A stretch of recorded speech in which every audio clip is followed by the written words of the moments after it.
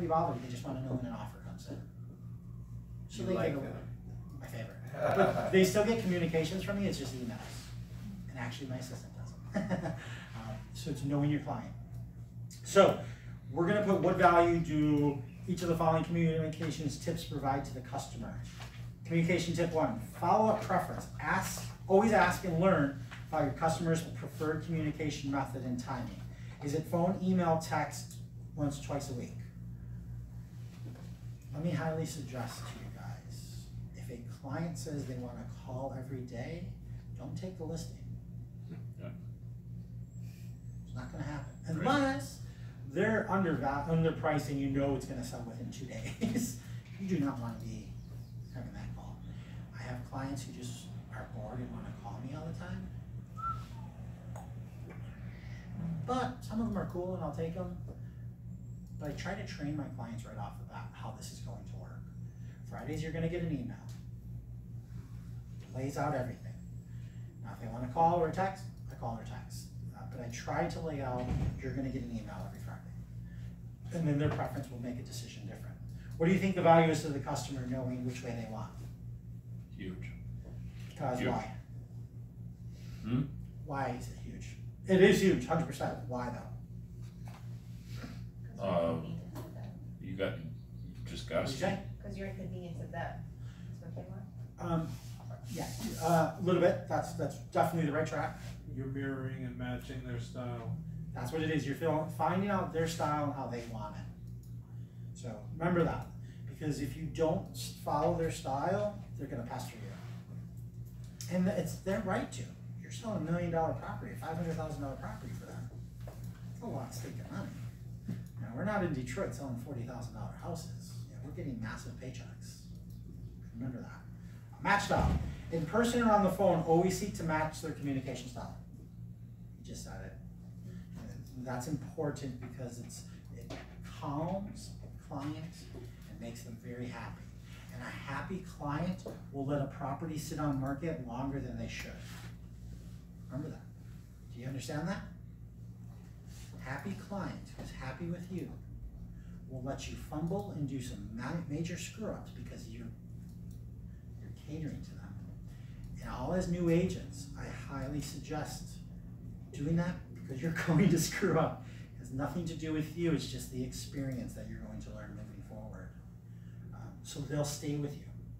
There's a client, or there's an agent in Maui Meadows named Nancy Nevius. I have never seen any agent who holds listings longer than hers. She has an amazing communication style with her clients. She's all about the face-to-face and on the phone all the time. She rarely loses a client. And I have seen properties on the market for 2 years from her. That's amazing. I mean, I gotta tell you, I kind of admire that about her. She grossly overprices the freaking property every time, but the way she keeps it going is, it's baffling to me, and I'm like, my gosh, this is what I want to emulate. I want to have that style where they love me so much they're going nowhere. That's awesome. Especially in a market that's not going up. When it's going down or even playing, you want to have that communication style.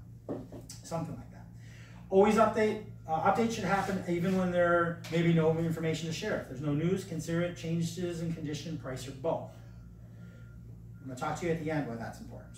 But that's, anybody have a reason they think that's important? Just keeps the lines of communication open. And when they know nothing new to report, they are usually going to come up with the idea it's probably time for a price correction. From the day I take a listing that's not perfectly priced, I am setting it up for a price drop. And usually I'm not going to bring it up. I'm gonna lead them to the river for them to tell me it. It's a fun little game. It's a great game. Never talk, always be prompt. Always respond as soon as possible or honor the expected schedule. My team there's a code on our team. You must answer the phone, period. And I test them once a week. I have fake numbers call them, see if they answer the phone. I've got another tangent, just question. slight tangent. Hold on, let me get through the tips Okay, then, okay. and we'll come right back to that. I get a minimum of 3 deals a year because I always answer my phone, I'm not lying. I will have people go down the list of the top agents, and sometimes, honestly, prior to the last 2 years, sometimes I'd be like the 10th or 11th call. But I was always the person who answered. And there's so many times that you're the first person that answered the phone. You'll get free deals out of this, guys. I promise you. You will eventually get free deals by just answering your phone. If I'm running late, do not become Maui late. If you're running more than 1 minute late, more than 1 minute, text them and say, hey, sorry, ran into traffic, a couple minutes behind. I don't care if you ran into traffic or not. Maybe you had to go to the bathroom in the last second. Whatever it is, it's the most perfect excuse you could ever use. Sorry, ran into unexpected traffic. I'm running 4 minutes behind, 5 minutes behind, 10 minutes behind. Never be more than 10 minutes late, guys.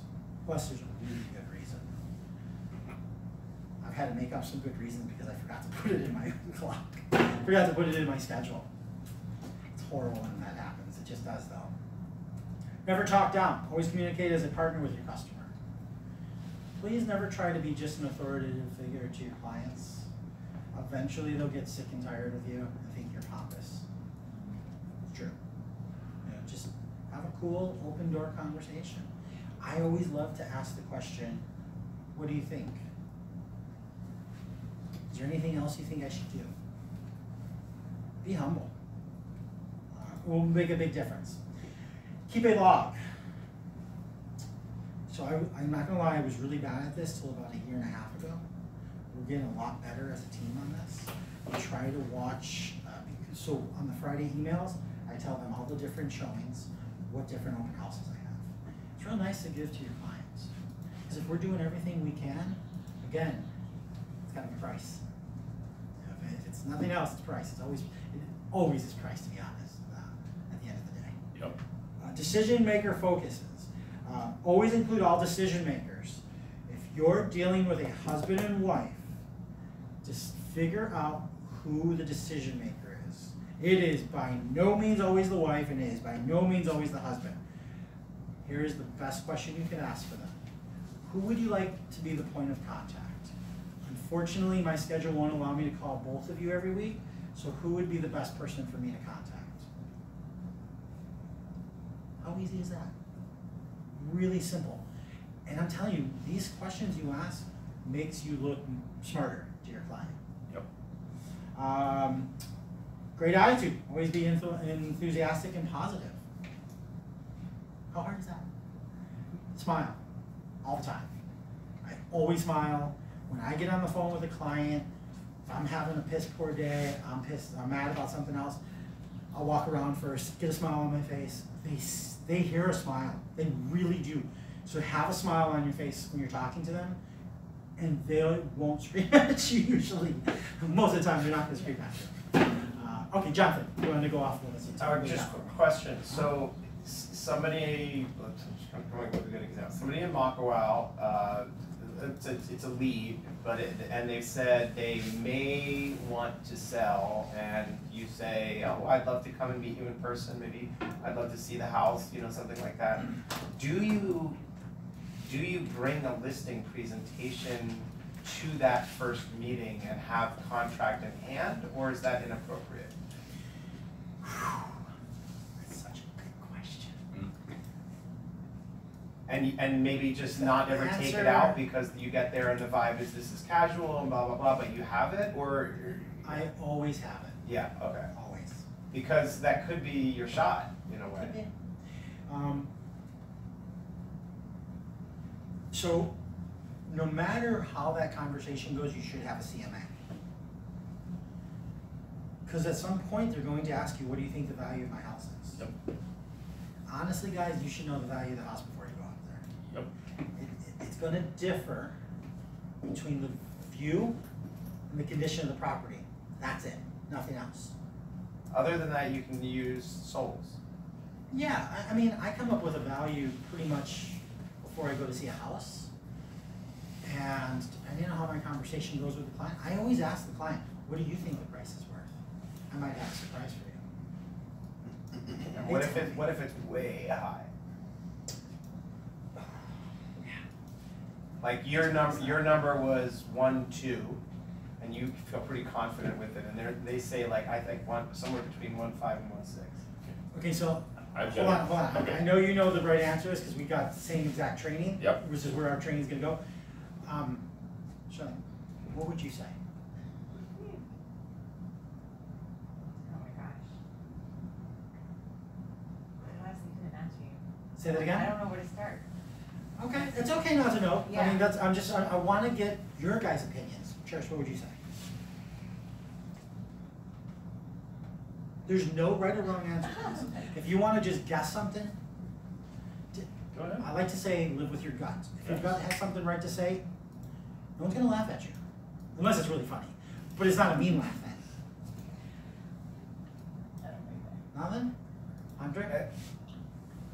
I mean, if they overprice it that much, I would just go back to the CMA and just kind of. Bring it down a little. Not gonna work. Hmm. I understand the thought process. And just as an additional thing to put in there, and it's going well, Yeah. and they seem a little passionate Sure. about the number. But we're gonna get to that. They invested 100 or 200, whatever. I'm just- Everybody thinks their house is better than everyone Yep. else's. Yeah. I wanna see what everyone's thinking first.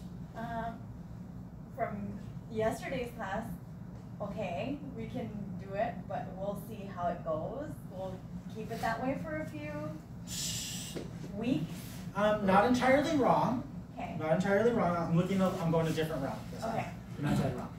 I would, I would say, okay, I know that you're like you're, I don't know. Emotionally involved with it. Yeah, but I would do the same. Okay. Bring So out choose the CMA. That's what I would. Morris? I would say this is gonna make it so it sells faster. Do you wanna sell it now? Do you need to sell it now? Or do you have time to play with the price? Everyone is going to answer to that statement. I know that's the book answer. I don't feel it's the right answer.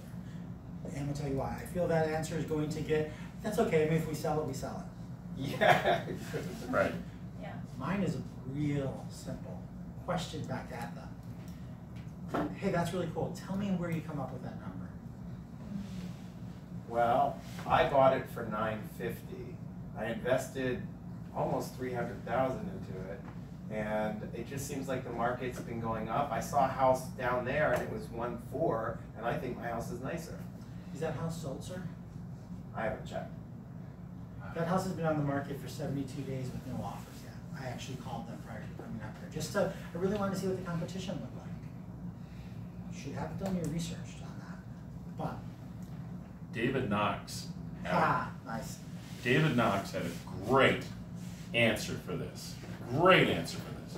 It's great. Is that what you want to list it for? Wonderful. Part of understanding what you want to list it for is for me to show you what's out there. So we're going to play a game.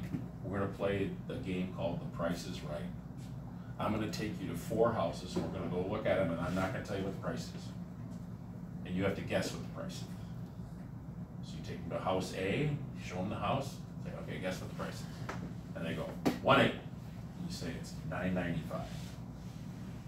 Take them to the next house. What do you guess the price of this is? All of a sudden they're at 1.5. No, it's at 1.1. Take them to the next house. 1.250. 1.150. So now let's see what's happening to them. So you can play a little game, Price is Right, and it works. And all of a sudden they go, oh God, maybe. Yeah, but sometimes they just need to be educated. Now, It's a lot of work. that being said, It's a lot of work, but I've had clients who have convinced me of their price because they did things I didn't notice. They put 40 panels on. They have a Tesla battery. I did not know that they had a cottage because it was not able to be seen. yep. That was fully remodeled. They put a $200,000 wall around it. They put a pool. I'm not perfect. I can only go by what numbers, what the stats tell me. And they're not always showing up. So I don't always know everything to it. And they'll throw you the curveball. I've had people put a pool in. I didn't know they had a pool because when I originally checked the old listing, it didn't have one. and you gotta factor some kind of cost into it. It's never worth $150 they spent, period. They're screwed. That's a convenience thing that they bought. So I have let them convince me that their number was right. Two things always happen every time you go to someone's place. You're selling them or they're selling you. Period. Yep. And I have been sold many times. Yep. It's part of the game we play. So while my number is usually right, most of the time, there are things I didn't notice that show me differently. And if it was less fudged, if it was just, I don't know, 50 to 100 over what you thought, that would be in the range that you might just. Darn right, Yeah. $1.5 million house? Yeah. What's the percentage of that? It's 3%. Make it easy for you. It's not 3%. It's 6%. Right? It's not that grossly overpriced. No. I'm okay with that. One last question related to this. What about somebody who has an Ohana Yeah. and they say, well, my Ohana is renting right now for $3,000 a month, and isn't there a metric that you can put that would just we're not going to get into that. add to the? I'm happy to go with you over first because I know it's 11:52, guys. So if anyone has to leave, totally get it. I'll try to go through this a little more. Okay. The customer experience. Truth. An excellent customer experience will set you apart. White glove service. We have the Ritz-Carlton. Yeah. We used to have the Four Seasons. That was how we thought of everything as the Four Seasons, until someone educated me between the difference between Ritz-Carlton and Four Seasons. I was like, oh yeah, I like Four Seasons, but I love Ritz-Carlton. I'm going to give you an example of this. Who has ever stayed at a Ritz-Carlton? Oh my God, really? Most of the time it's like one person ever. Who's ever stayed at a Four Seasons? Okay, so why would I pay $500 to stay at Ritz-Carlton when I could spend $110 to stay at the Embassy Suites? Embassy Suites kicks ass for a crappy home. Sorry. Embassy Suites is a really nice hotel for the price and what you get, because you get a living room, you get a nice bed, and then how about a Motel 6? Motel 8. We'll leave the light on for you, which is $39, right? They all have pools. They all have beds. Rents rooms by Why the would hour. somebody spend 120 versus 500? What do you, for the people that have stayed at a Ritz-Carlton or Four Seasons, why would you spend the 500 over the $100? The feeling of luxury and comfort. The experience. fluffiness of the towel, the robe in the robe in the experience. closet, the little glass of champagne they give free in the lobby, stuff like that. Guys get it? The whole experience. Because I travel minimum once a month for work. I do a lot of traveling. And I stay at a lot of different type of hotels. The towels at a Motel 8 and an Embassy Suites and the pillows, they're okay, they're adequate. But at a Ritz-Carlton, they just kind of snuggle up. It's real nice. I know it's really going to be clean. I'm not worried about little critters running around. So it's the experience, right? You guys have gone to eat at Spago or Mamas. oh God, Mama's is the perfect representation. Mama's is. Do you know it's the #2 restaurant in the world? You ever know that? On Maui. Think about that. It's so cool. It's pretty cool. The ambiance, the service. You go to the bathroom, your napkin is folded when you get back. You're halfway through your glass of water, it's getting refilled. It's all about that awesome service. And you're spending $150 a person Easily. with 2 drinks. Easily. I can go to Cafe Olay for $9.95 fish special and have like 7 drinks at $5 a piece, and I've eaten the same food. Not entirely the same food, but I've eaten a good meal, I've had good drinks, and I've saved 80%. So it's about that experience. So when you have a value worth, they'll use you and they'll stay with you. Make sense? Be solutions orientated. Never, ever, ever call a client with a problem without have at least thought of some kind of solution or answer to give to them. Might be the wrong one, that's okay. But you're giving some kind of answer somewhere. Just ask questions, guys. Like, it's so easy. You don't have to. This is funny because my team is all newer people. Everybody's less than 2 years in the industry, less than 3 now. And the number one problem I had with them is they always felt like they had to have an answer all the time because they wanted to look smart. And that's something I tried to correct within the first year for every agent. I get why they do it. I guarantee I was the same way the first probably 5 years in the industry. But what I learned is the answer is simple when you say, hey, you know, I'm not positive. It might be this, but let me go verify for you and I'll get right back to you. You look smarter when you say that than giving an answer and it's wrong. And in today's world, most buyers and sellers are smarter than you when it comes to the property they're buying. Just how it is. Zillow, Redfin, it's changed the world. So sometimes they ask you questions just to see if you know the answers. Remember that, Bob? How many times did Bob used to tell us? They know the answer before they ask you. They ask you the question to see if they're going to hire you. Yep. And when you say, I'm not sure, let me get back to you, that's a lot better than lying.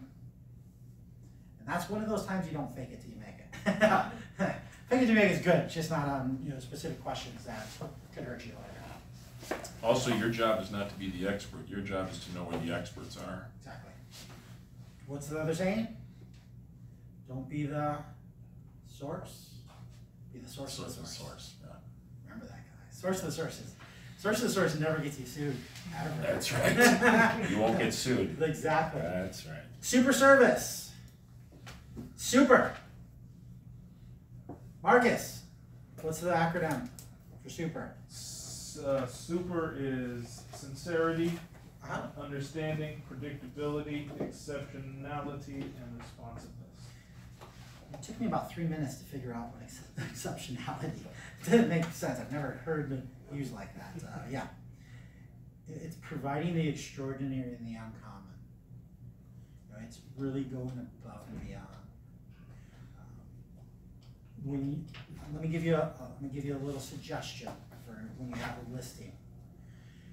Come up with all the services that are needed and provide that. Make sure that you have an exit when the property is in escrow.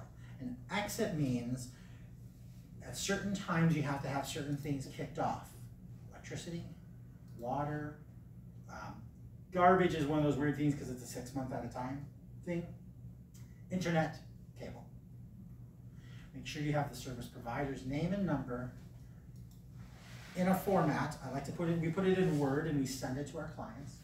And we have at what time of the transaction they should be calling to get this set up.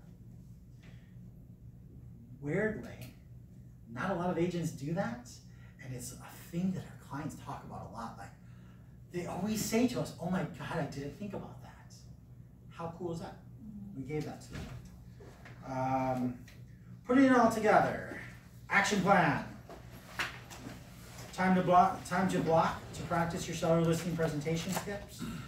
I suggest for the next class you guys do these action things. And I know we're about 12 o'clock, so I'm going to wrap it up as fast as possible. So prepare for your next class. You want to prepare, take action, and maintain.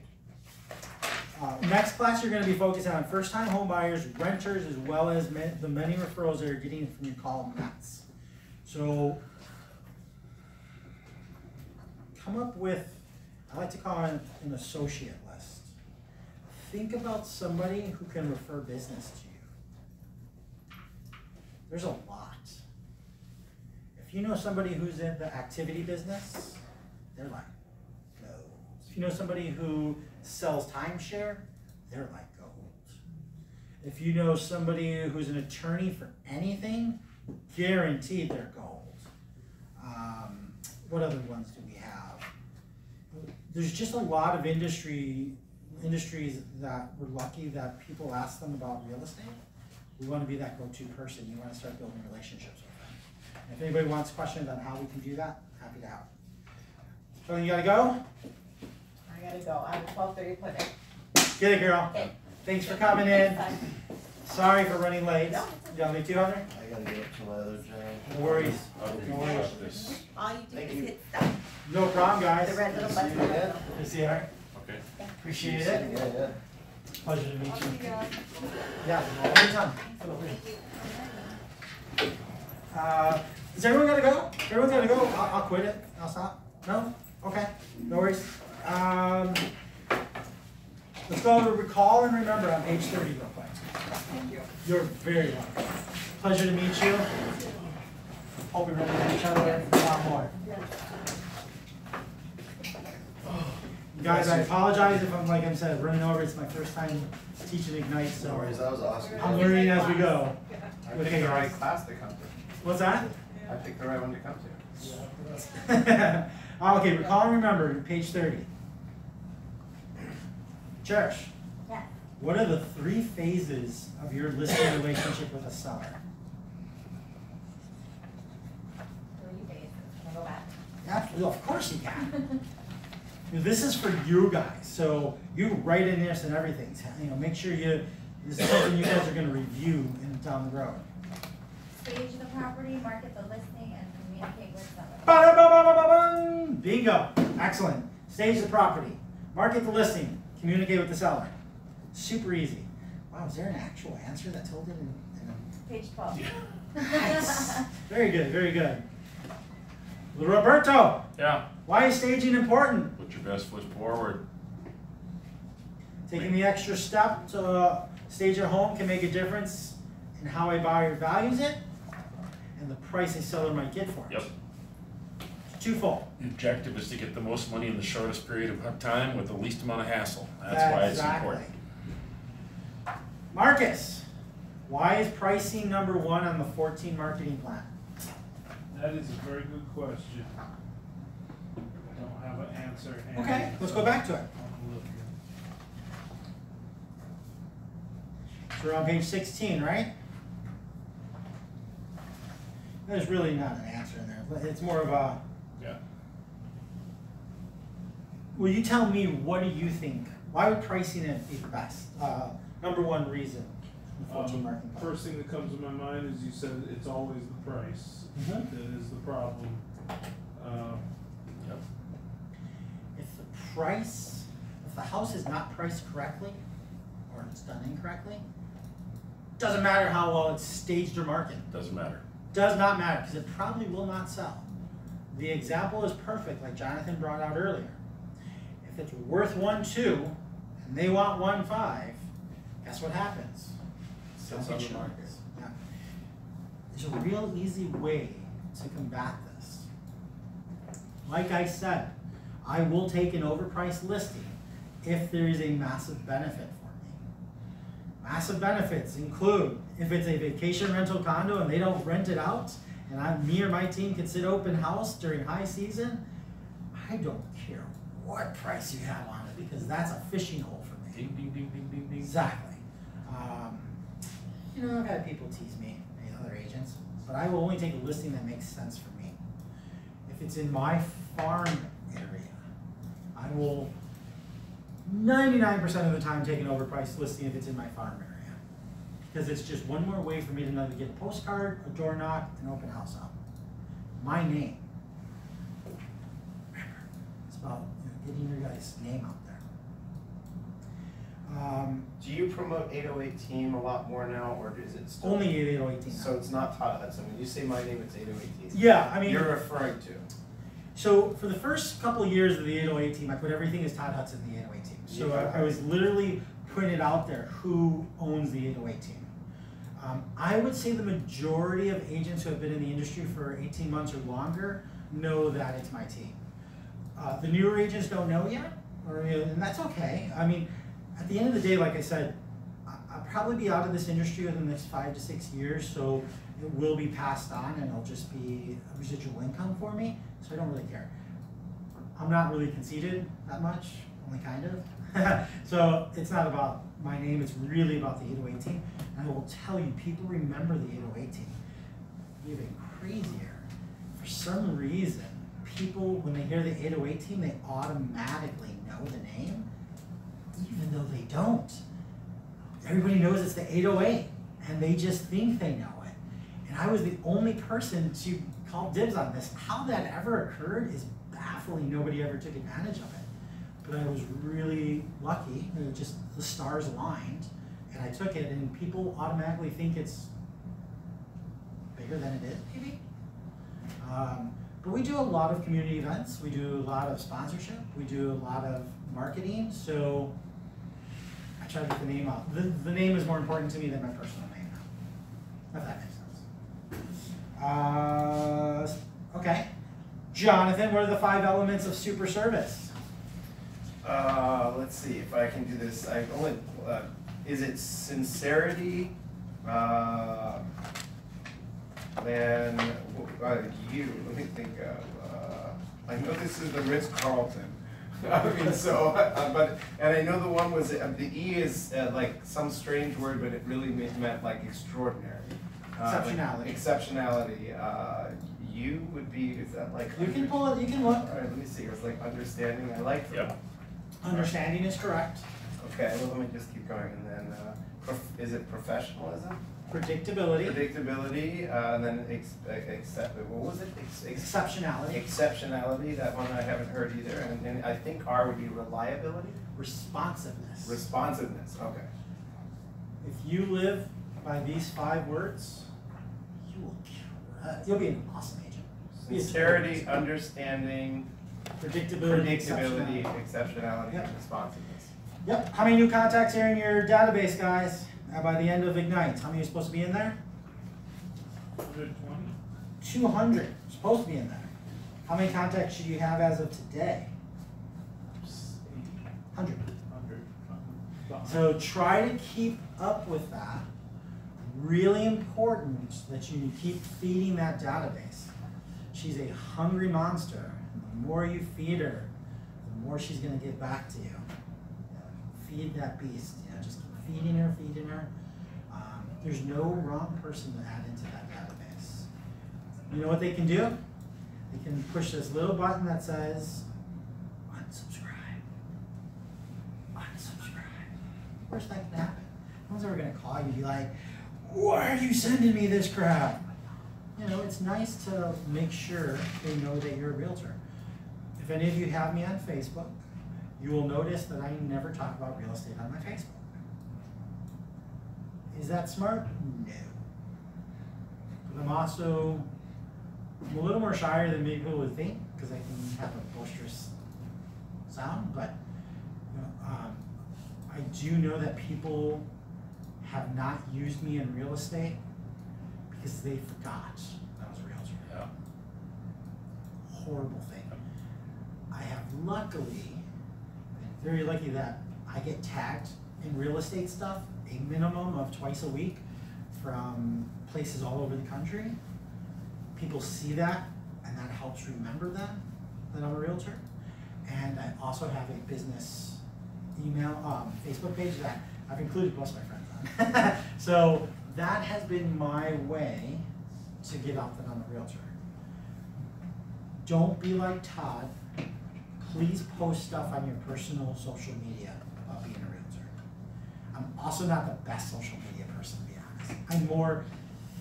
I put cool stuff. I never fight. I don't argue. I don't talk about politics. It's always cool. Like, I'm eating something really cool because I'm fat and I like food, or I'm at some really cool place.